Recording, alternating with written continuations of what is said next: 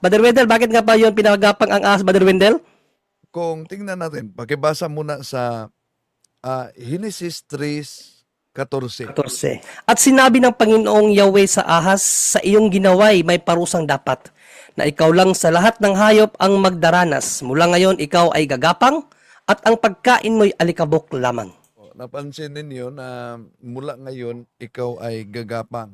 Yun ay punishment sa mga fallen angels na dahil sila'y dahilan na nahulog sa kasalanan ang tao. Ika'y gagapang at kakain ng alikabok. Ano po yan? Ayon kay Father Chad Perger, due to the explosion of the original sin, meron na talagang digmaang nangyari. No? Built-in na ang digmaang nangyari between the fallen angels and humanity. Bakit? Kakain ka ng alikabok. Ano po yung alikabok?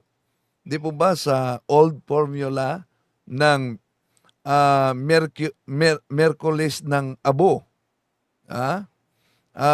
Sabi ng mga kaparian at laiko ministro, sa alikabok ka galing, sa alikabok ka uuwi. So kakain, aatake talaga ang mga fallen angels sa atin. Kaya 1 Peter chapter 5 verse 8, nasa paligid sila at kailangan umano na tayo'y makipaglaban sa kanila. Bakit? Kung aatake sila sa atin sa anumang paraan, no, sa anumang paraan, lalo na inaatake tayo sa anger, one of the 7 capital sin.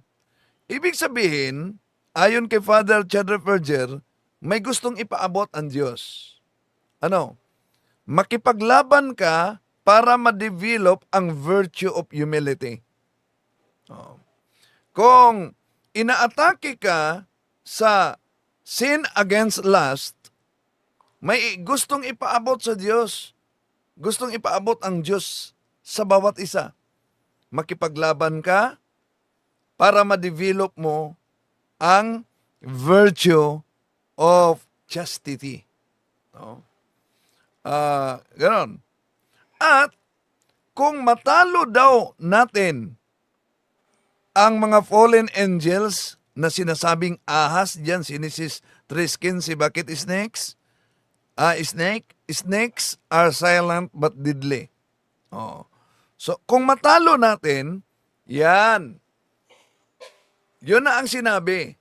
Gagapang siya sa buong buhay niya sa kahihiyan. Ibig sabihin, ang mga fallen angels ay ginamit sa Diyos para ang tao ay magiging banal. Sa bawat pag-atake ng mga fallen angels at tayo'y lalaban at tayo'y manalo, then ma-develop natin ang virtue. Because sanctified perfection is the excellent in grace and adornment of all virtues. So, kailan ma-adorn yung mga virtue? Kung mabuo natin ang sanctifying grace. Kailan natin mabuo ang sanctifying grace? Kung lalaban tayo sa mga tukso at manalo tayo sa tukso, then gagapang ang mga fallen angels sa kahihiyan. So, ibig sabihin, bawat isa sa atin, ginagamit din ng Diyos para sa kanyang hostisya. Para mas lalo pang gagapang sa kahihiyan ang ating mga kalabang espiritual. Kung ang mga fallen angels ay ginagamit para ma-develop ang virtue at mag-increase ang ating sanctifying grace sa ating paglaban, tayo din ay ginagamit para sa hostisya ng Diyos upang sila ay gagapang sa buong buhay nila sa kahihiyan. Yun po.